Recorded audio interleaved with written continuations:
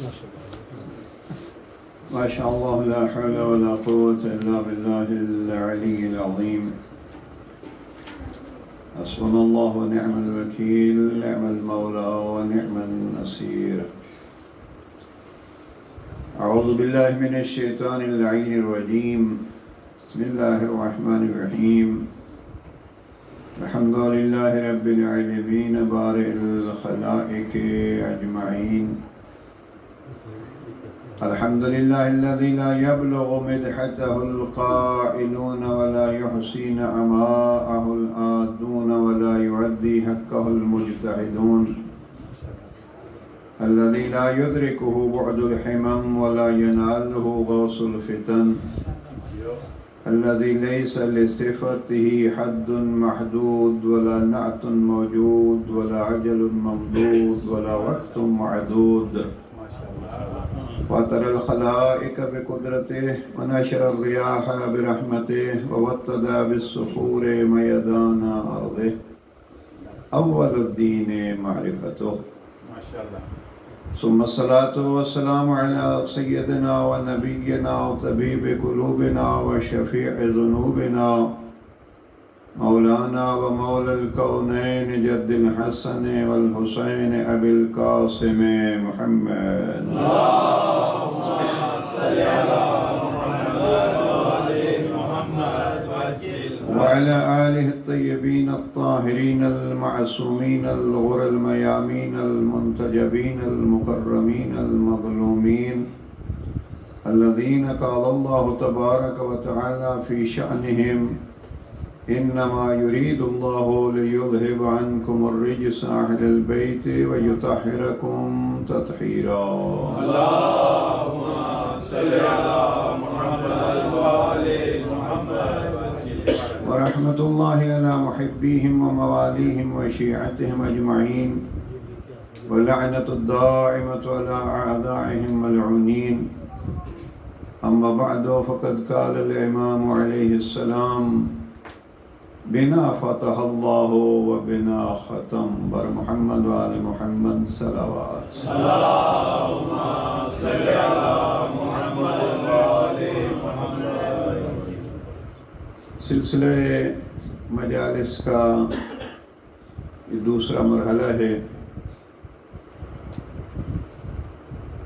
آپ برادران، بزرگان، عزیزان سے یہ گزارش ہے کہ جب یہ دروازہ کھلتا ہے آل محمد کے اس شفا خانے کی چراغ آپ روشن کرتے ہیں تو بہت سارے لوگوں کی امیدیں آپ سے وابستہ ہو جاتی ہیں. اس ملک میں بھی میں نے رہ کے بہت سارے ایسے گھرانے دیکھے ہیں، شاید نماز اور جگہوں پہ پڑھتے ہوں گے، طریقہ نماز ان کا اور ہوگا، لیکن جب یہ شفا خانہ حسینی کھلتا ہے تو دعاؤں کی التماس آپ سے کرتے ہیں. یہ خود ایک امام حسین علیہ السلام کی عظمت کا اقرار ہے. اس لیے آپ عزیزان سے گزارش ہے کہ اپنی اہمیت کو بھی اور اس فرش عزا کے مقام کو بھی سمجھ کے آیا کیجئے، سمجھ کے بیٹھا کیجئے. رات کو عرض کیا ہے کہ اس گھرانے سے محبت کا بڑا ثبوت خود آپ کے سال بھر کی انتظار، سال بھر کی تیاری اور اس پیار و محبت سے اپنے اوقات کو تبدیل کر کے یہاں آنا خود محبت کی ایک نشانی ہے، لیکن اس میں اور اضافے کی ضرورت ہے. بالخصوص التماس کروں گا آپ سے، یہاں اسی ممبر سے اشرا پڑھ چکے ہیں جناب حجت الاسلام والمسلمین مولانا محمد حسن معروفی صاحب. اس سال وہ شدید علیل جس کی وجہ سے مجالس پڑھنے سے معذور ہیں، پروردگار ان کو شفا عاجلہ و کاملہ عطا فرمائے. اور بالخصوص ہمارے علاقے سے آج صبح ایک اچھے ہمارے جوان خطیب نجف سے آئے ہوئے تھے، اور وہاں چکوال کے علاقے میں، کلاگانگ کے علاقے میں مجالس کے ساتھ ان کا خطاب تھا چند جگہوں پہ. اور آج صبح بیچارے کسی ایکسیڈنٹ میں ان کی رحلت ہو گئی ہے۔ پروردگار ان کے مولانا سید سفیر سجاد شیرازی صاحب، پروردگار ان کے درجات بلند فرمائے، اور جو آپ دعائیں لے کے آئے ہیں پروردگار ان کو پورا فرمائے، جو حاجتیں رکھتے ہیں پروردگار اس گھرانے کی عظمت کا صدقہ اس گھر سے خالی نہ لوٹائے، جو پریشانیوں میں مبتلا ہیں پروردگار اس گھر کا صدقہ ان کی پریشانیاں حل فرمائے، اس مرکز کو اور ترقی اور تربیت کا بہترین ذریعہ بنائے، اور ہمیں ان مراکز سے زیادہ فائدہ اٹھانے کی توفیق نصیب فرمائے۔ ذات کریم ولی برحق امام عصر کے ظہور میں تعجیل فرمائے، اور ہمیں یہ پرسائی عزاداری امام کی خدمت میں انجام دینے کی توفیق و سعادت و شرف نصیب فرمائے۔ اپنی دعاؤں کی قبولیت کے لیے ایک دفعہ صلوات پڑھ لیجئے محمد۔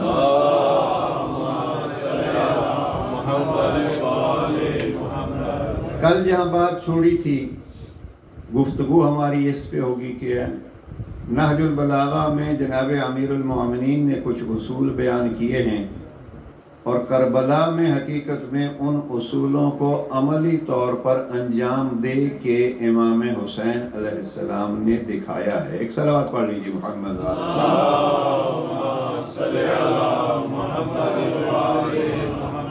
تو اس کو ہم یوں لے کے آگے چلیں گے کہ نہج البلاغہ کے اصول اور کربلا میں عمل، تو ایک عمل کربلا کا اور اصول نہج البلاغہ کا یہ ہے کہ امیر المومنین سے لے کے امام عصر تک ہر امام یہ چاہتا ہے کہ ان کی معرفت حاصل کی جائے، یعنی خود حصول معرفت اور پہچان امامت کی یہ امامت کا ایک مہم اصول رہا ہے۔ اس لیے میں نے کل بھی عرض کیا تھا کہ درجنوں سینکڑوں مقامات پر نہج البلاغہ میں امیر المومنین نے اپنا اور اہل بیت کا تعارف کرایا ہے، اور اس دور میں جب فضائل نہ معلوم کہاں سے اور کس قسم کے افراد سے لے لیے جاتے ہیں، مجھے بہت دکھ ہوتا ہے۔ ایک قصیدہ لکھنے والا، اور میں چونکہ اشعار کو پڑھتا ہوں، خود لکھتا تو نہیں ہوں، لیکن مجھے اشعار بہت پسند ہیں، اس لیے کہ ایک اچھا شعر کئی گھنٹوں کی گفتگو کو 2 مصروں میں سمیٹ لیتا ہے۔ یہ شعر کی ایک اپنی کمال ہے۔ اور خود مرثیے کے بارے میں آپ دیکھیے، امام علی الرضا علیہ السلام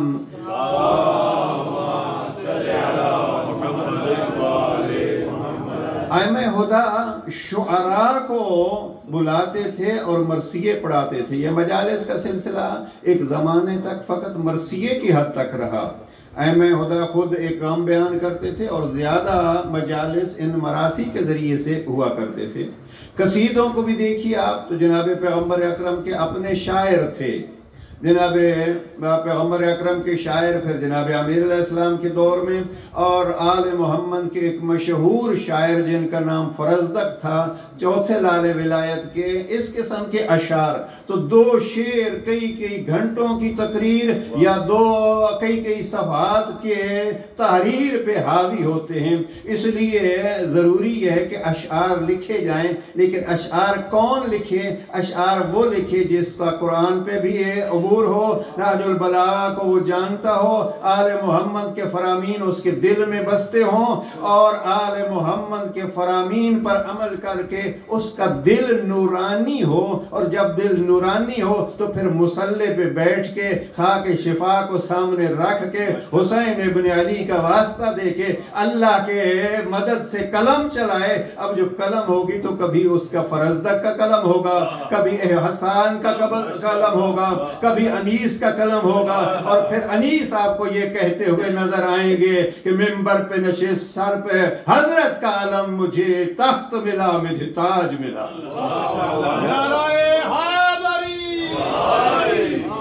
صلوات پڑھ لیجئے محمد۔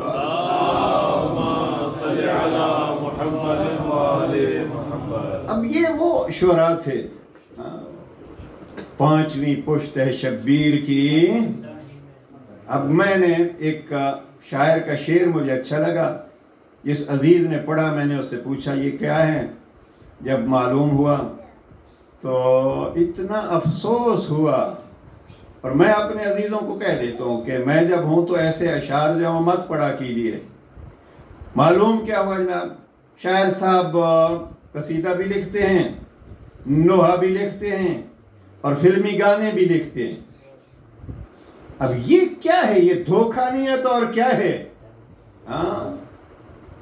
میں آپ مت سوچئے کہ کس کا کہہ رہے ہیں، میں کسی ایک مخصوص کا نہیں کہہ رہا، مجھے نام ابھی بھی یاد نہیں ہے جس کی بات کر رہا ہوں ان کا بھی. تو میں نے اس عزیز کو کہا یار ہم نے ابھی غدیر پہ ایک مشاعرہ کرایا، لکھنؤ میں بھی ہوا اور ہمارے علاقے میں بھی ہوا، اور وہ تھا بزم نہج البلاغہ، اور 14 شعراء کو ہم نے بلایا، اور 14 شعراء جو ہیں انہوں نے کلام امیر المؤمنین سے عظمت امیر المؤمنین کو بیان کیا. اب یہ ہے، آپ اس کو ڈالیے نہج البلاغہ کو اشعار میں. ایک آیا ہے نہج البلاغہ، منظوم نہج البلاغہ، ہندوستان سے عابدی صاحب نے کیا ہے. بہرحال پھر کچھ پابندیاں ہو جاتی ہیں. بات کہاں سے آ گئی تھی کہ اشعار ایک مختصر سا شعر، لیکن دیکھیے اس میں یہ مد نظر رکھیے کہ وہ شاعر ایسا ہو جو محبت محمد و آل محمد میں ڈوبا ہوا ہو، اور جب محبت میں ڈوبا ہوا ہوگا اور وہ قلم اٹھے گا تو اس قلم سے جو مفاہیم ہمیں سنائی دیں گے وہ ہمارے کانوں کے ثواب کا ذریعہ، ہمارے دلوں کے سکون کا ذریعہ ہوگا. صلوات پڑھ لیجئے محمد و آل محمد.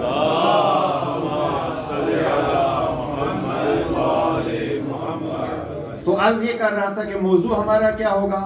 موضوع ہمارا یہ ہے کہ معرفت اہل بیت. نہج البلاغہ میں علی نے کروائی، کربلا میں جناب سید الشہداء نے اپنی معرفت کرائی، اور یہ معرفت ایک بہت بڑا باب ہے.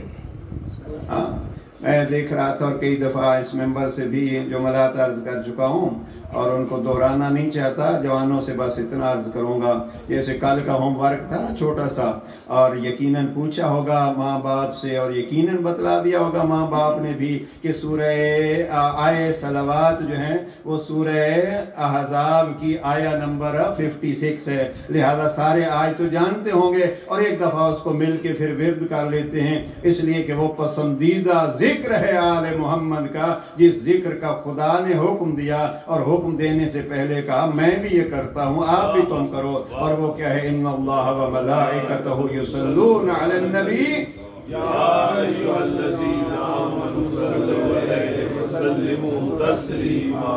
اللہم صل علی محمد و آل محمد. اب یہ ذکر ہمیں ان سے لینا ہے. خدا اپنی تعریف کرتا ہے. یہ خدا کی تعریف کا کیا مقصد ہوتا ہے؟ بسم اللہ جو کہی، بسم اللہ اللہ کے نام سے، پھر اپنی تعریف شروع کر دی. میں رحمان، میں رحیم. اچھا پروردگار تو رحمان رحیم کا، پھر ساتھ تم بھی شامل ہو جاؤ. کو الحمدللہ، تم یہ کہو ساری تعریف اللہ کے لیے. اپنی تعریف خود کی، میں رحمان ہوں، میں رحیم ہوں. اچھا تم بھی ساتھ کچھ کہو نا، تو ہم کیا کہیں؟ کہو آپ الحمدللہ، ساری تعریفیں اللہ کے لیے. پھر فرمایا پھر بھی سن لو، اسی پہ اکتفا نہیں، میں ایک اور تعریف بھی اپنی کر رہا ہوں. وہ کیا ہے؟ رب العالمین. مجھے ساتھ یہ بھی کہو میں سارے عالمین کا رب ہوں. کوئی مجھے مانے تو بھی میں رب ہوں، کوئی مجھے نہ مانے تو بھی میں رب ہوں، کوئی میرے اطاعت کرے تو بھی رب ہوں، کوئی میرے مقابلے میں رب اعلیٰ بن جائے تو میں اس کا بھی رب ہوں. اور مجھے پہچانو پھر بھی میری یہ تعریف، میں وہ رحمان ہوں اور رحیم ہوں کہ جب فرعون کہتا ہے انا ربکم الاعلیٰ، تو اس کے لیے بھی میں اپنے محبوب بندوں کو موسیٰ و ہارون کو بھیجتا ہوں، جاؤ میرا بندہ بھٹک گیا ہے، میں رحمان و رحیم، میری رحمانیت کا تقاضا یہ ہے بھٹکے ہوئے کو بھی بلا لے آؤ تاکہ وہ میرا بن جائے. نعرہ تکبیر، نعرہ تکبیر، نعرہ رسالہ، نعرہ حیدری. اس کو بلا لے آؤ. اب یہ اللہ نے تعارف اپنا کیوں کرایا ہے؟ میں اس کو یوں کہوں گا، اللہ اپنا تعارف اسی لیے تو کرا رہے کہ میرے ہو جاؤ۔ اب پلٹ کے آؤ، علی اپنا تعارف کیوں کراتے ہیں کہ علی کو میں علی مان لوں گا تو علی کے علو میں بڑھائی اور عظمت آ جائے گی۔ نہیں، علی کو تو اللہ نے علی بنایا ہے، اس نے علی بنایا ہے جو خود اعلیٰ ہے، اور جس کو بنایا ہے اس کو علی بنایا ہے۔ اگر نام رکھا ہے علی نے، علی اعلیٰ نے، تو جب نام علی رکھا ہے تو یہ اس کے ذمہ تھا کہ اس کو علی اور بلندتر بھی رکھے۔ اس لیے یہ علی بنانے والے کا فریضہ یہ ہے کہ اس کا لطف کا تقاضا یہ ہے اس کو ایسے بنائے کہ وہ علی ہی رہے۔ لہذا جس نے علی کو علی بنایا ہے وہ بھی اس کی تعریف کرتا ہے، لیکن جب علی اپنی تعریف کرتے ہیں تو تعریف کس لیے کرتے ہیں؟ تعریف اسی لیے کرتے ہیں جیسے اللہ اپنی تعریف کرتا ہے کہ فرعون جیسا بھی میرے طرف آ جائے۔ علی بھی اپنی تعریف اس لیے نہیں کرتے بلکہ کہتا جاؤں، نہج البلاغہ کے خط نمبر 28 میں بڑی تعریف کی علی نے اپنی، اور تعریف کرتے کرتے ایک جگہ پہ جناب امیر رک جاتے ہیں۔ بس ہوم ورک جوانوں کے لیے یہی ہے، فرصت ملے تو خط 28 کو پڑھ لیجئے گا، علی کے فضائل پڑھ لیجئے گا۔ امیر المومنین اپنے فضائل بیان کرتے ہیں، بیان کرتے کرتے ہاں جی چاہ رہا ہے کہ کچھ فضائل وہاں سے نقل کر دوں۔ جناب امیر علیہ السلام فرماتے ہیں سنو ایک فضیلت، سنو، منا سیدت نساء العالمین، جان لو عالمین کی سردار خاتون ہم میں سے ہے، ومنا سیدہ شباب اہل الجنہ، علی کو پہچانو جنت کے سردار مجھ علی کے بیٹے ہیں۔ نعرہ حیدری! اب یہاں فضائل امیر المومنین اپنے بیان کرتے کرتے پھر رک کے کہتے ہیں کہ ہم اپنے جو فضائل بیان کرتے ہیں، کتاب اللہ یجمع لنا ما شذ عنا، یہ تو علی اپنے فضائل خود بیان کر رہا ہے، لیکن یاد رکھو جو ہم فضائل بیان کرتے ہیں، ہم سے جو فضائل بچ جاتے ہیں، اللہ کی کتاب یکجا کر کے ان کو اکٹھا کر کے ان کو بیان کر دیتی ہے۔ کتاب اللہ یجمع لنا ما شذ عنا، اللہ کی کتاب ہمارے فضائل بیان کرتی ہے۔ جس کے لیے زحمت دی جناب امیر المومنین فرماتے ہیں یاد رکھ، کسی بندے کا اپنی تعریف کرنا یہ ایک مذموم سا عمل ہے، کسی بندے کی اپنی تعریف کرنا یہ مذموم سی بات ہے۔ کوئی بندہ اپنی تعریف کر رہا ہو، جیسے ہم سارا دن اپنی تعریف بیان کرتے ہیں، میں ایسا خطیب، میں ایسا عالم، میں ایسا نوح خان، میں ایسا ذاکر، یہ ساری تعریفیں مذموم ہیں۔ لیکن جناب امیر فرماتے ہیں اپنی تعریف کرنا مذموم ہے، لیکن اسی خط 28 میں امیر المومنین فرماتے ہیں ادھر رب کا ایک حکم ہے، اور وہ حکم الہی کیا ہے؟ اما بنعمت ربک فحدث، اللہ فرماتے ہیں اللہ نے آپ پر جو نعمتیں نازل فرمائی ہیں ان نعمتوں کو دہراتا رہے کرو۔ علی فرماتے ہیں میں اپنے فضائل علی نہیں بیان کر رہا، میں تو اللہ کی بتلائی ہوئی نعمتوں کو دہرا رہا ہوں، وہی علی کے فضائل بنتے ہیں۔ چمن چمن کلی کلی، علی علی علی علی، نگر نگر گلی گلی، علی علی علی، نعرہ حیدری، یا علی یا علی یا علی مدد حیدر۔ ماشاءاللہ، جیو جیو۔ عنوان ہمارا کیا ہے؟ موضوع ہمارا کیا ہے؟ نہج البلاغہ کے اصول اور کربلا میں عمل، اور ایک اصل جو ہے وہ کیا ہے؟ اس اصل کا نام ہے تعارف آل محمد، نہج البلاغہ میں بھی اور کربلا میں بھی۔ انشاءاللہ عرض کروں گا اس کو آگے بڑھا کے۔ اب کل عرض کیا تھا جب رب کریم سے متعلق یہ جملہ جناب سید الشہداء کا اس تعارف میں کیا ہے؟ بنا فتح اللہ و بنا ختم، اللہ نے ہم سے ابتدا کی ہے اور ہم پہ ہی اختتام ہے۔ اب مل کے کوشش کرتے ہیں اس جملے کو سمجھ سکیں، لیکن یاد رکھا کیجئے آل محمد کے کئی جملات ایسے ہیں جو ہماری سمجھ میں نہیں آتے، لہذا آل محمد کی کئی ایسی باتوں کو سمجھ کے اپنے عقیدے کو پامال مت کیا کیجئے، بلکہ عقیدہ یہ رکھیے جہاں ہماری انتہائی فکر ہوتی ہے وہاں ان کی گفتگو کی ابتدا ہوتی ہے، لہذا جہاں تک سمجھ آئے وہاں شکر کریں، جہاں سمجھ نہ آئے وہاں رک جائیں۔ نہج البلاغہ میں امیر المؤمنین فرماتے ہیں ان امرنا صعب مستصعب، ہماری باتوں کو سمجھنا ہر کسی کے بس میں ہے ہی نہیں۔ امرنا صعب مستصعب، تو بنا فتح اللہ و بنا ختم، اللہ نے ہم سے ابتدا کی ہے اور ہم پر ہی اختتام ہے۔ کل عرض کیا تھا کہ ہم سے ابتدا کی ہے، یہ کس چیز کی ابتدا ہے؟ کسی خاص چیز کا ذکر نہیں ہے، میں جو سمجھا ہوں وہ یہی ہے، ہر اچھائی کی ابتدا آل محمد اور ہر اچھائی کی انتہا آل محمد سے۔ خوشنودی محمد و آل محمد بلندتر صلوات۔ اور ساتھ یہ عرض کیا تھا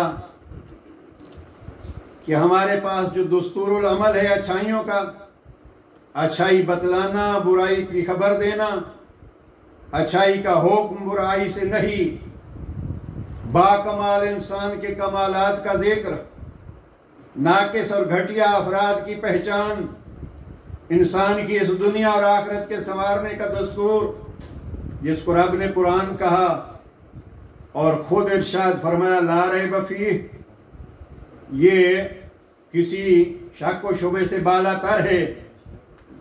اب یہ ہے اچھائی کے لیے دستور۔ میں جب جناب سید الشہداء سے پوچھتا ہوں کہ فبنا فتح اللہ و بنا ختم، ہم سے ابتدا تو ہم پہ اختتام، اب کیا لیں؟ میں اس اعتبار سے یوں کہتا ہوں کہ ہر اچھائی کی ابتدا ان سے، ہر اچھائی کی انتہا ان پہ۔ قرآن کی یہی صفت ہے، ہر اچھائی قرآن میں موجود ہے، ہر برائی سے روکنے کا حکم قرآن میں موجود ہے۔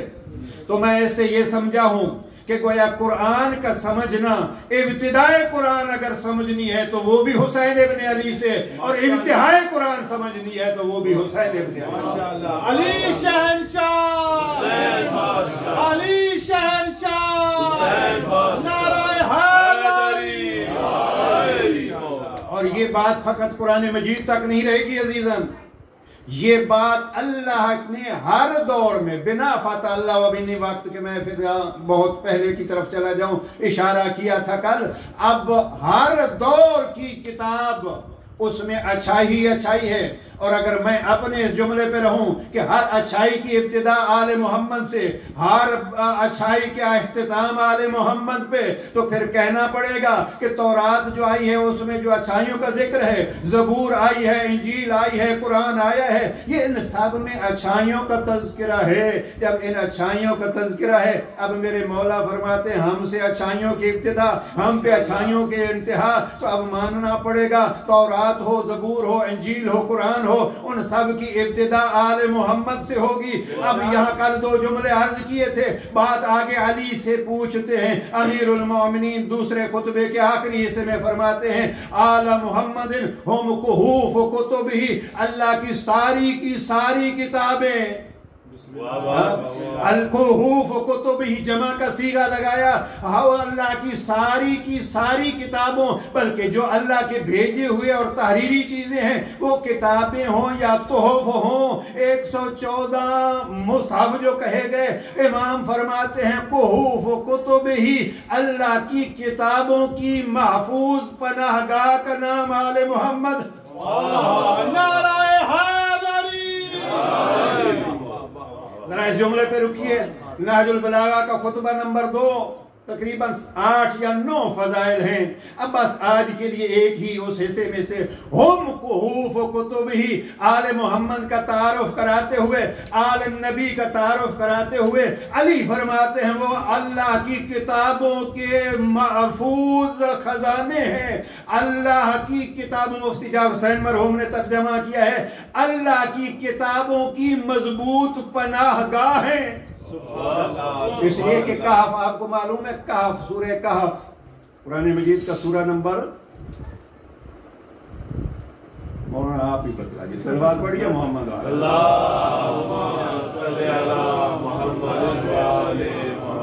ٹھیک ہے جناب، ہم ہی بتلا دیں گے۔ سورہ نمبر 18 ہے، چھوٹے چھوٹے یہ ہے۔ ہم نے کبھی وہاں فکر گروہ میں بچوں کے لیے یہ اہتمام کیا تھا کہ 8 سال تک کے بچے جو ہیں وہ اگر 114 سوروں کے نام یاد کریں گے تو ان کو ایک انعام ملے گا۔ مثلا پہلا سورہ ہے الحمد، دوسرا سورہ ہے بقرہ، تیسرا سورہ ہے آل عمران، چوتھا سورہ ہے نساء، پانچواں سورہ ہے مائدہ، بہرحال ابھی اس سے زیادہ۔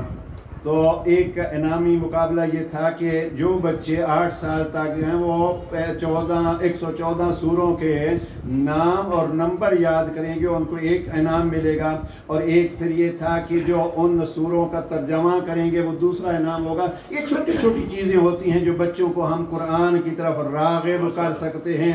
اور یہ ہمارے استاد محترم تفسیر میں ہمارے استاد ہیں آیت اللہ العظمیٰ غیب جوادی عاملی، وہ فرمایا کرتے تھے پہلا درس آپ کے لیے یہ ہے کہ آپ قرآن مجید کے سوروں کے نام آپ کو یاد ہونے چاہیے، اس لیے کہ ایسے نہیں ہے کہ ہم تقریباً 37 سال میں انہوں نے ایک دورہ تفسیر کرایا، اور اس میں یہ فرماتے ہیں کہ ایسے نہیں ہے کہ ہم کسی سورہ کا حوالہ دیں اور آپ کو وقت لگ جائے کہ یہ قرآن مجید میں ہے کہاں۔ لہذا تفسیر کا پہلا درس یہ ہوتا ہے کہ آپ ان سوروں کے نمبر یاد کر لیں تاکہ آپ کو دقت نہ ہو کہ یہ سورہ قرآن مجید کے کس حصے میں موجود ہے۔ ایک صلوات پڑھ لیجئے محمد وعلی محمد۔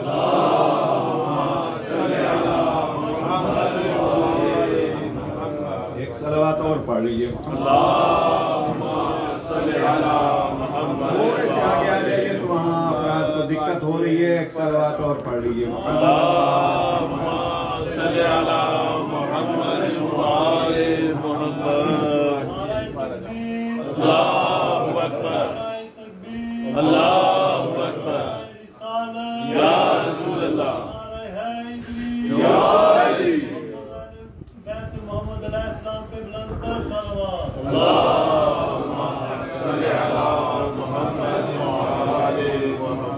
امیر المومنین نے تعارف کیا کرایا؟ تعارف یہ کرایا ہم کہوف کتبہ۔ عرض کر رہا تھا کہ سورہ کہف ہے اور قرآن مجید میں غار کا لفظ بھی استعمال ہوا ہے اور کہف کا بھی استعمال ہوا ہے۔ ہم دونوں جگہوں پہ اردو میں معنی جو کرتے ہیں وہ غار ہی کرتے ہیں، لیکن عربی میں فرق ہے۔ جو مضبوط غار ہو، جو کبھی کبھی بندوں کو 300 سال سلانے کے بعد بھی محفوظ رکھے، اس کو کہف کہتے ہیں۔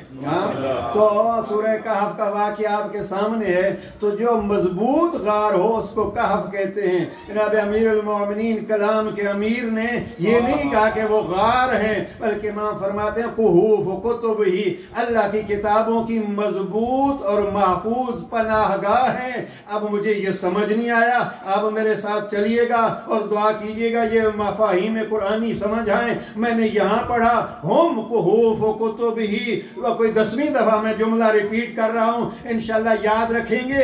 امیر المومنین فرماتے اللہ کی کتابوں کی محفوظ پناہ گاہ کا نام آل محمد ہے۔ اب قرآن میں اللہ فرماتا ہے اِنَّا نَحْنُ نَزَّلْنَا الذِّكْرَ وَإِنَّا لَهُ لَحَافِظُونَ۔ بلا شبہ اس قرآن کو ہم نے نازل کیا ہے اور ہم ہی اس کی حفاظت کرنے والے ہیں۔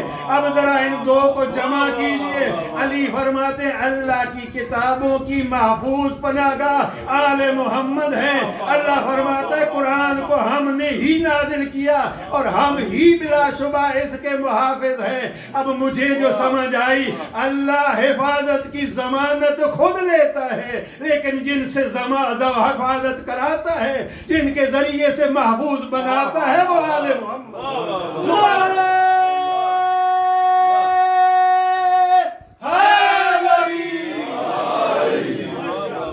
کل ایماندار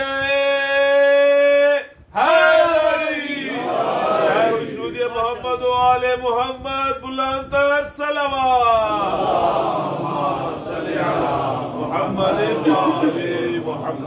ہم کہوف کتب، نہیں رکنا چاہتا اس سے زیادہ۔ کیا بات، اِنَّا نَحْنُ نَزَّلْنَا الذِّكْرَ وَإِنَّا لَهُ لَحَافِظُونَ۔ इतनी ताकीद अरबी के एतबार से, इन्ना नानो, अब अरबी शुरू नहीं करो तरकीब, बहरहाल इतना कुछ 7 या 8 ताकीदें हैं इस आयत में। इतनी ताकीदों के साथ इरशाद फरमाता है कि हमने ही नाजिल किया, हम ही इसकी हिफाजत करते हैं। गोया कभी कभी वादा हिफाजत रब करता है और कराता आले मोहम्मद से है। इसलिए अगर कोई वादा अल्लाह करे और अपने बंदों से उसको पूरा कराए, घबराया नहीं करो। इसीलिए मुस्तफा के लिए फरमाता है ववाजदक आइलन फअगना ववाजदक यतीमन फआवा, हमने तुझे यतीम पाया तो परवरिश हमने की, हमने तुझे गरीब पाया तो दौलतमंद हमने किया। अब जब रब कहते हमने किया तो अब मान लो, जब हिफाजत कुरान आले मोहम्मद से करा सकता है तो गनी बना सकता है, खदीजा के जरिए से परवरिश करा के अपनी तरफ निस्बत दिला सकता है अबू तालिब के जरिए। दिल बोला अली मौला, अली मौला, तेरा मौला मेरा मौला, अली मौला, अली मौला, नबी मौला वसी मेरा, अली मौला, अली मौला, नाराए हैदरी, खुदे मोहम्मद वाले मोहम्मद बलंदर सलावत, अल्लाहुम्मा सल्ली अला मुहम्मद वाले मोहम्मद। माशाअल्लाह, ये मारिफत अल्लाह इनकी मार्फत कराता है, और फिर ये अल्लाह की मार्फत कराते हैं। वक्त नहीं रहा, अब होमवर्क बच्चों को तो नहीं देना चाहता ज्यादा, इसलिए कि लेटर 28 का दे दिया उनको, बुजुर्गों को थोड़ी सी जहमत। हाँ, मफातिल जनान उर्दू में तर्जमा मौजूद है, ज़ियारात के बाब में जाइए देखिए। एक ज़ियारत है, मैं आज ही देख रहा था, मुझे बहुत पसंद है, इसलिए कि हमारे उस्ताद मोहतरम आयतुल्लाह जवादी आमदी ने कुछ 11 जिल्दों में इसकी शरह लिखी है। ज़ियारत जामे कबीरा जो इमाम अली नकी अलैहिस्सलाम से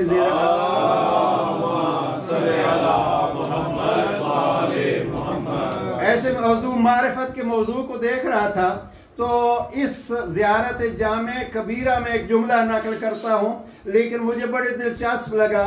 उन्होंने ज़ियारत जामिया उर्दू तर्जमे के साथ लिखी हुई थी और फिर ऊपर टाइटल दिया हुआ था ज़ियारत जामिया शनाख्ती कार्ड आले मोहम्मद।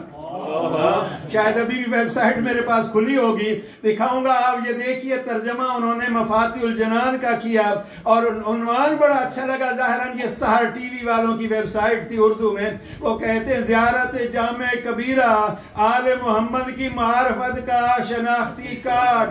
मैंने कहा मेरा मौजू है मारिफत। मैंने दोबारा जो इस ज़ियारत को पढ़ा, अजीज़ान काल के जुमले अगर याद होंगे, शहीद करबला दरबार वलीद में क्या कहते हैं, हमें पहचानो, नहनु अहलु बैतिन नबुव्वा व मअदनुर रिसाला व मुख्तलफुल मलाइका व महालुर रहमा। अब यहाँ महालुर रहमा जिसको हम कहते हैं ना महल्ला, यानी किसी के ठहरने की, किसी के रहने की, किसी के आने जाने की जगह को कहते हैं महल्ला।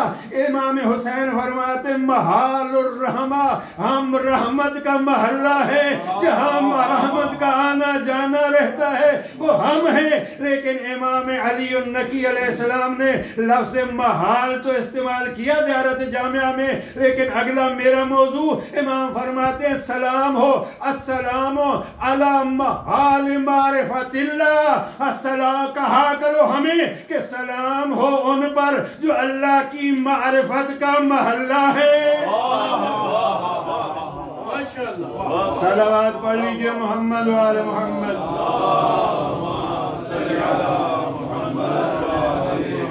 अल्लाह की मारिफत का महल्ला है, महाल मारिफतिल्लाह। सलाम करना है अहले बैत को, अस्सलामु अला महाल मारिफतिल्लाह। अल्लाह की किताब की हिफाजत। मैं 2 जुमले कहना चाहता हूँ इस, क्योंकि वादा था कि दूसरे सेशन में, दूसरे मजलिस में इशारा करूंगा कि करबला का, जंग करबला का बानी कौन है। جی اب ذرا دیکھیے، کربلا والا تعارف کرا رہا ہے کتاب کا، محافظ ہے کتاب کا. اور نماز ظہر میں نے یہاں پڑھی، یہاں الحمدللہ زیارت وارثہ سامنے لگی ہوئی ہے. اگر آپ پڑھیں تو یہاں 7 شخصیات کا نام لے کے کہا ہے: وارث آدم، وارث نوح، وارث ابراہیم، وارث موسیٰ، وارث عیسیٰ، وارث محمد، وارث علی. 7 نام لے کے کہا وارث. اب میں یہ سوچ رہا تھا کہ یہ ہے وارث، تو اب جو ان کا دوست تھا وہ ان کا دوست ہے، جو ان پہ کتابیں نازل ہوتی رہیں یہ ان کتابوں کے محافظ ہیں، جو ان کا مشن تھا وہ ان کا مشن ہے. ہر مشن کی بنا فتح اللہ و بنا ختم، ہر مشن کی ابتدا ان سے ہوئی ہے، ہر مشن کے اختتام یا یوں کہوں ہر مشن کے محافظ یہ ہیں. اب جب یہ آدم کے وارث ہیں تو گویا جناب آدم کے وہ تعلیمات و تربیت اس کے وارث یہ ہو گئے، اسی کے ساتھ ابتدا. بس میں زیادہ تفصیل میں زیارت وارثہ کی طرف نہیں جانا چاہتا، اتنا عرض کروں جب ان 7 ہستیوں کے وارث ہیں حسین ابن علی، تو جن کے یہ وارث ہیں یہ ماننا پڑے گا. اور بڑی مشہور کتاب ہے سر الشہادتین محدث دہلوی کی، جو اس نے لکھا ہے کہ جناب حسن مجتبیٰ کی زہر سے شہادت، جناب شہید کربلا کی تلوار سے شہادت، یہ 2 شہادتیں سر الشہادتین. ان 2 شہادتوں کا راز کیا ہے؟ 2 شہادتیں مل کے حقیقت میں جناب پیغمبر اکرم کی شہادت بنتی ہیں. اس لیے کہ کوئی نبی زہر سے شہید ہوا، کوئی نبی تلوار سے شہید ہوا. اب جناب پیغمبر اکرم، یہ محدث دہلوی کے الفاظ ہیں، اب جناب پیغمبر اکرم اگر شہید نہیں ہوتے تو دوسرے نبی جو شہید ہوئے ہیں وہ ان سے عظمت ہے. اگر شہید ہوتے ہیں تو یا تلوار سے یا زہر سے، پھر بھی ایک شہادت افضل دوسری مفضول. اللہ نے یہ کیا ہے کہ ان کے 2 بیٹے دیے، ایک بیٹے کی زہر سے شہادت، ایک بیٹے کی تلوار سے شہادت. ان 2 کی شہادت رسول کی شہادت بنے گی تو عظمت مصطفیٰ بچے گی. یہ سر الشہادتین کا خلاصہ 2-3 جملوں میں عرض کر دیا. میں کہتا ہوں پیغمبر کی عظمت کے وارث ہیں یہ. تو اب جب انبیاء کے وارث ہیں یہ، تو ہمارے ایک بزرگ فرمایا کرتے تھے اتنا تو کہہ دیتے محدث دہلوی، بس سمیٹ رہا ہوں گفتگو کو، اتنا تو کہہ دے محدث دہلوی کہ جب ان دونوں کی شہادت رسول کی شہادت ہے تو پھر یہ بھی کہہ دو کہ ان دونوں کے قاتل رسول کے قاتل ہیں. صلوات پڑھ لیجئے محمد و آل محمد.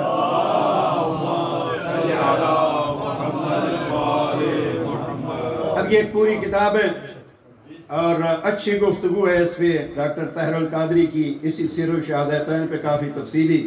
اب میں نے خلاصہ بیان کر دیا ہے. اب یہ جب وارث انبیاء ہیں، اب یہاں بھی ہم کہہ سکتے ہیں کہ جب وارث انبیاء ہیں تو جو ان کے دشمن ہیں وہ حسین کے دشمن ہیں، جو حسین کے دشمن ہیں وہ ان کے ساتھ ہیں، جو ان جناب آدم کے دشمن گویا حسین کا دشمن. وارث جو ہوئے جناب نوح کا دشمن، حسین کا دشمن. اور میں تفصیل میں کیا گنوں، اب 7 شخصیات گن لیجئے اور ترجمہ ایک شعر سے پھر علامہ اقبال کا سن لیجئے. موسیٰ و فرعون، شبیر و یزید، ان 2 قوت از حیات آید پدید. علامہ اقبال فرماتے ہیں یہ 2 عہدے ہوتے ہیں، 2 منصب ہوتے ہیں، ایک شبیر کی صورت میں ہوتا ہے اور ایک موسیٰ کی صورت میں ہوتا ہے. جو ان کے مقابلے میں ہوتا ہے کبھی وہ فرعون ہوتا ہے کبھی وہ یزید ہوتا ہے. لہذا مجھے کہنے دیجئے کہ ان 7 ہستیوں کے وارث حسین ہیں تو ان کا دشمن حقیقت میں یہ کربلا کی جنگ کی بنیاد 61 ہجری کو عراق کے ایک شہر میں اور سرزمین پہ نہیں رکھی گئی، بلکہ عراق کی اس سرزمین پہ ہونے والی جنگ کی بنیاد اس وقت رکھی گئی تھی جب اللہ نے ابلیس کو کہا تھا کہ سجدہ کرو. اس نے سجدے کا انکار کیا تھا. ایک طرف آدم سجدہ گزار تھے، ایک طرف ابلیس سجدہ سجدہ کا منکر تھا، گویا سجدے کی انکار سے کربلا کی ابتدا رکھی گئی۔ اپنے زمانے میں جناب آدم جنگ کرتے رہے شیطان سے، نوح اپنے زمانے میں، ابراہیم اپنے زمانے میں، تو اس کربلا کی جنگ کا بانی وہ ہے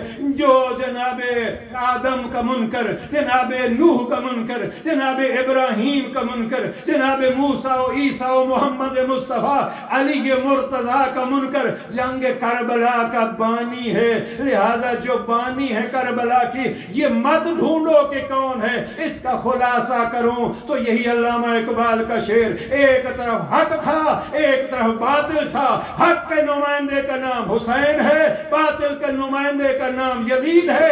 اس لیے اس خط میں جناب سید الشہداء نے کوئی نام نہیں لیا، فرمایا مثلی لا یبایع مثلا، مجھ جیسا اس جیسے کی بیعت نہیں کر سکتا۔ لبیک یا حسین، لبیک یا حسین، لبیک یا حسین، لبیک یا حسین، نعرہ حیدری، اہل بیت کے دشمنوں پہ لعنت، مشروطیہ محمد والے محمد بلندر صلوات۔ اللہم صل علی محمد وآل محمد عجل فرجہ۔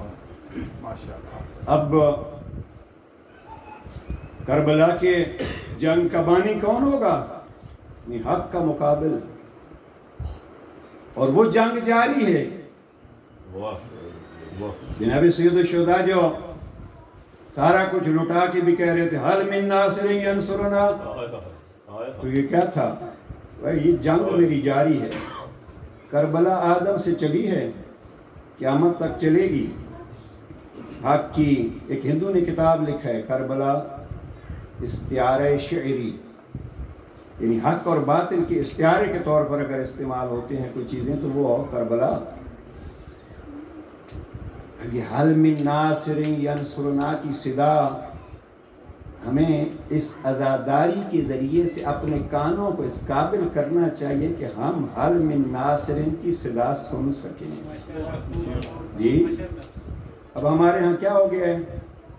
ہم خود کو یہ سمجھتے ہیں کہ بس ہم بھی کبھی کبھی یہ شعر پڑھا کرتے تھے، ہور نے بیچی کیا بہلول نے بیچی ہور نے خریدی، میرے مولا تیری جنت بڑی سستی نظر آئی۔ جنت سستی نہیں ہے، بڑی مہنگی ہے۔ اس کی مہنگائی کا اندازہ اس سے کیجئے، اس سے حسینی بننا پڑتا ہے۔ جنت تب ملتی ہے جب بندہ حسینی بنے۔ اب حسینی بننے کے لیے اور بننا پڑتا ہے، یہ حسینی بننے کے لیے اور بننا پڑتا ہے، اور ہور بننے کے لیے اپنی جرنیلی کو قربان کرنا پڑتا ہے، اپنی جان کو قربان کرنا پڑتا ہے، اپنے بیٹے کو قربان کرنا پڑتا ہے۔ اب ہور بننا آسان نہیں ہے۔ ہم نے بڑے بڑے جرنیل دیکھے، جب تک جرنیلی نہیں ملی تو ہاتھ کھول کے نماز پڑھ رہے تھے، جب جرنیلی کی بات آئی تو ہاتھ بھی ابھی نام جو ہے وہ مجھ سے یہاں منبر پہ کہلوائیے، اب آپ کے سامنے ہیں۔ بڑے بڑے علم لگے ہوئے تھے، جب کوئی عہدے ملے تو علم بھی اتر گئے، ہاتھ بھی باندھ لیے۔ اس کو ہم حسینی نہیں کہتے، اور ہم یہ تقیہ کے زمانے میں نہیں کہتے، اس لیے کہ اس زمانے بھی علی نام رکھ کے سیستانی و خامنائی جیسے ایسے مجاہد ہیں جو سپر پاور سے ٹکرا کے کہتے ہیں اگر آپ کے پاور ہے تو خمینی بت شکن کا وہ جملہ کہ ہمارے پاس بھی اللہ کی پاور بھی ہے، امام عصر کی پاور بھی ہے۔ یا امام المنتظر، یا امام المنتظر، نعرہ حیدری۔ دیکھیں حسینی بننا ہے، آپ اس کو آسانی بھی کہہ سکتے ہیں، مشکل بھی کہہ سکتے ہیں، اب یہ آپ پہ ہے، لیکن مجھے تو بڑا مشکل نظر آتا ہے، اس لیے کہ ہمیں اگر خالی اپنی نظر کو ہی قربان کرنا پڑے، علی امیر المومنین فرماتے ہیں میرے اپنی مشکل کو علی کے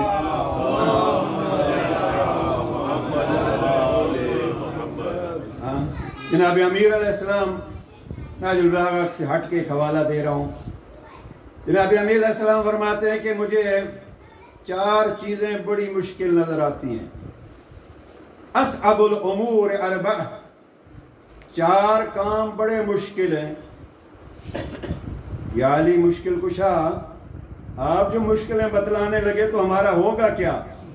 جی ذرا آپ اندازہ کیجئے، ساری زندگی آپ کو مشکل کشا، آپ بھی مشکلیں بتلانے لگے۔ میں یہی کہوں گا، جناب امیر علیہ السلام کو یہ فرما رہے ہیں، آپ مشکلوں کو جانو۔ جب مشکلوں کو پہچان لیا اور مشکل کشا کو بھی پہچان لیا، اب مشکل کشا کے دامن کو تھام کے ان مشکلوں کے ساتھ ٹکرا جاؤ، آپ کو مشکلیں پاش پاش ہوتی نظر آئیں گی، اس لیے کہ آپ مشکل کشا کے غلام ہیں۔ نعرہ حیدری! یہ نعرہ حیدری لگانے کی آسانی سے لگانے کی ضرورت بھی ہے، لیکن مشکلوں میں زیادہ ضرورت ہے۔ اگر کسی مشکل کے ساتھ ٹکراؤ ہو، جیسے ہماری پاکستان کی فوج میں ابھی بھی الحمدللہ، اللہ کرے یہ باقی رہے کہ جو مشکلوں سے ٹکرا کے سب سے بڑی قربانی دینے والا تھا، اس کو جو بڑا تمغہ ملتا تھا تو اس کو نشان حیدر تھا، اس لیے کہ حیدر کے نام ہی لوگ مشکلوں سے ٹکراتے ہیں۔ اب اس چیز کو ہمیں مد نظر رکھنا ہے، اور وہ یہ ہے کہ امیر فرماتے ہیں 4 چیزیں بڑی مشکل ہیں، کوئی خبردار کیا۔ پہلی مشکل، جس کو مجھ جیسا بندہ تو بڑا آسان سمجھتا ہے، امیر فرماتے ہیں العفو عند الغضب، تجھے غصہ آیا ہوا ہو، تو غضبناک ہو، اب اس وقت معاف کرنا بڑا مشکل ہے۔ جی اب اگر کہیں کسی کو غصہ آئے، اور غصہ آتا نیچے والے کی ہے، جی بیوی کو غصہ آتا ہے تو صلوات پڑھ لیجیے۔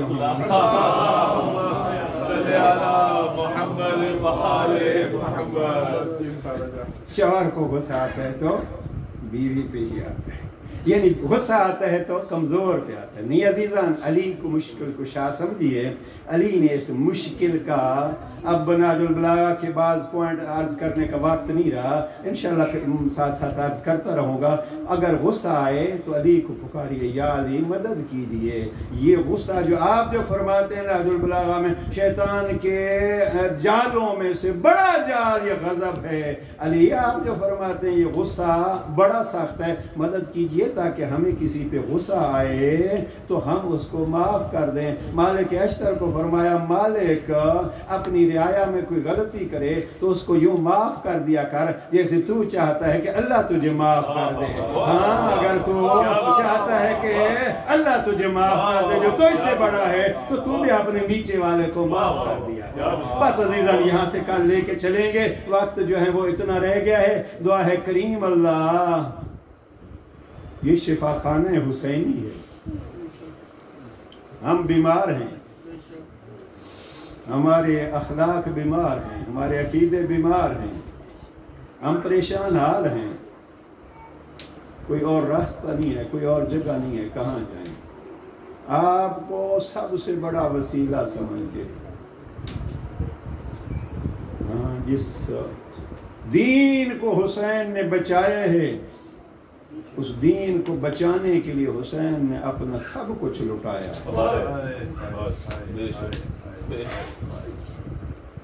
شریف کا ہمیشہ کے لیے اپنا وطن چھوڑنا،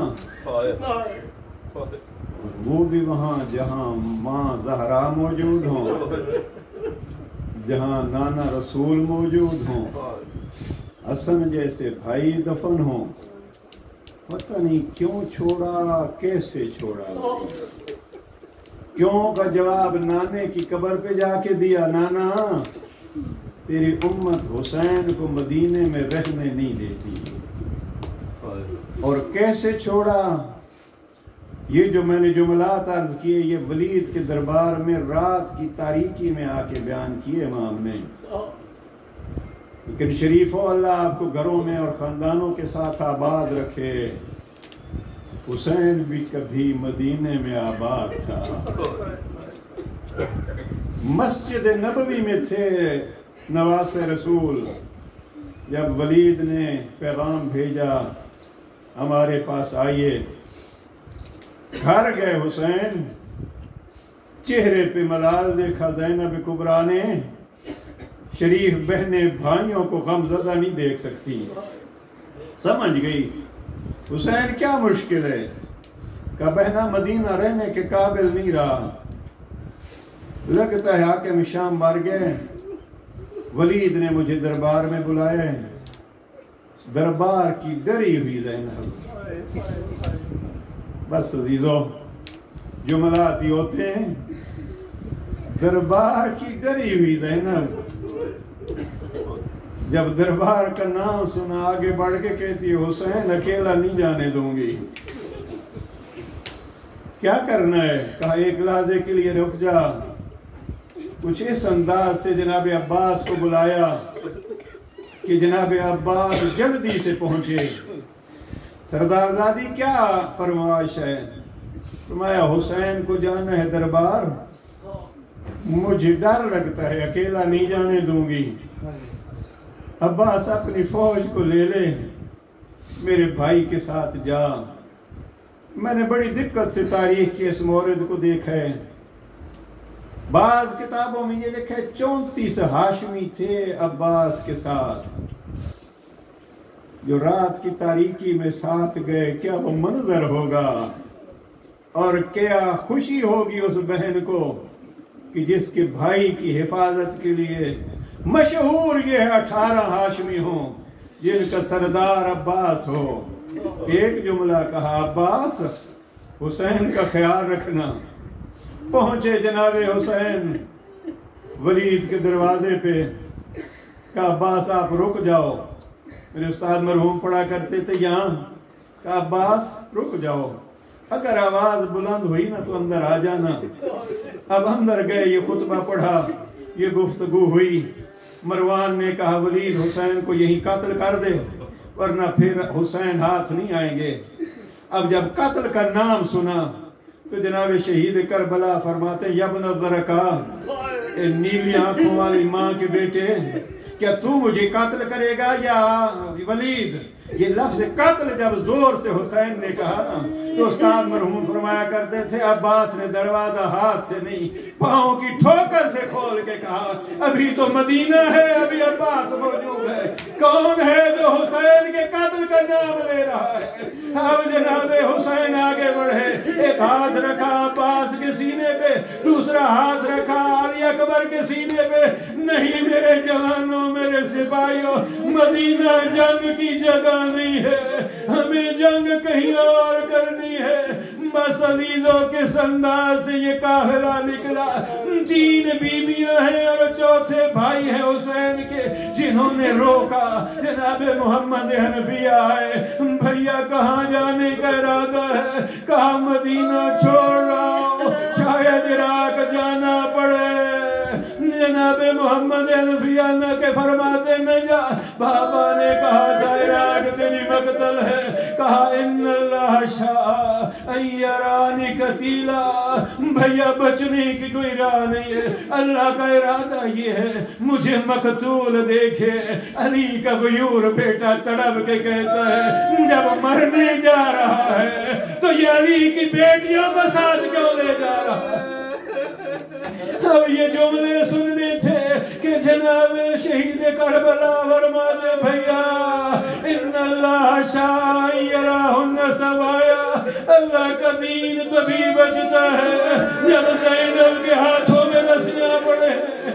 अभी एक रोकने वाले, उधर से जनाब उम्मे सलमा बढ़ी, उधर से जनाब हानी बढ़ी, उधर से जनाब उम्मुल बनीन बनी। हुसैन न जा, कहा न जाओ तो रब का दीन नहीं बचता। बस अजीजों खत्म कर रहा हूँ मसाब। न मालूम कैसे इन बीबियों ने खुदा हाफिज की।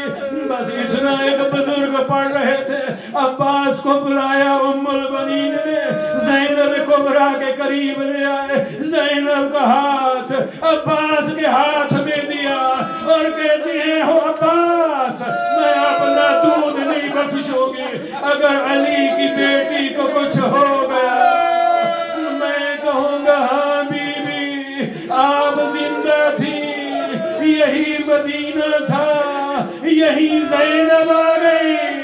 लेकिन जब ज़ैनब आई नब किस हालत में जनाब उम्मुल बनीन को देखा, अब्बास का मशकीज़ा, अब्बास का टुकड़े टुकड़े आलम छलनी जनाब का हथियार लिए हुए ज़ैनब कुबरा ने उम्मुल बनीन को देखा।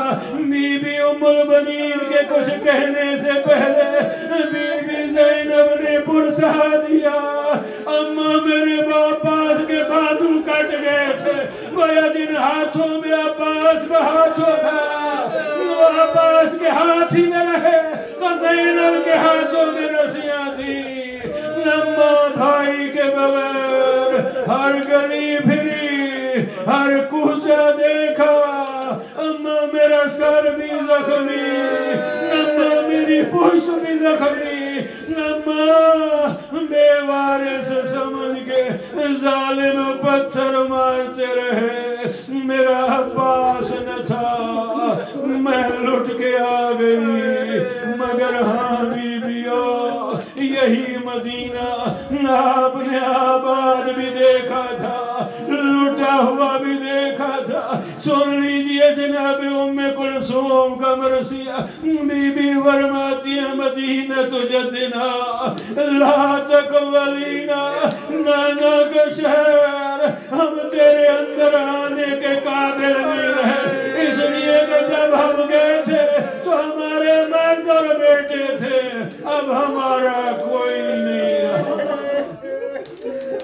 अला लअनतुल्लाह अलल कौमिज़ ज़ालिमीन वसयअलमुल लज़ीना ज़लमू वयमुनकलबून मातम हुसैन।